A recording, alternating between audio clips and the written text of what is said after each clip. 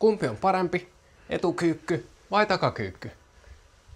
No katsotaan näitä tarkemmin. Etukyykyssä selvii pikkasen heikommillakin liikkuvuuksilla, koska painopiste on tässä vartalon etupuolella. Se mahdollistaa, että selkä on pystysuorassa tai ainakin pystymässä.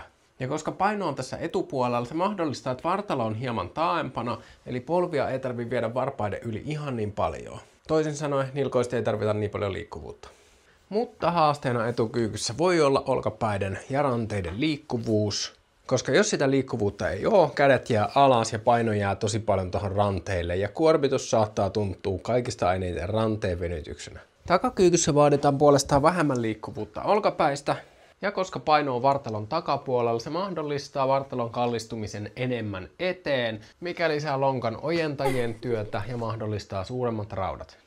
Mutta etukyykyn hyöty on se, että se on oikeasti rehellinen liike. Jos kroppa kallistuu liikaa eteen, tanko tippuu maahan ja sä feilaat noston.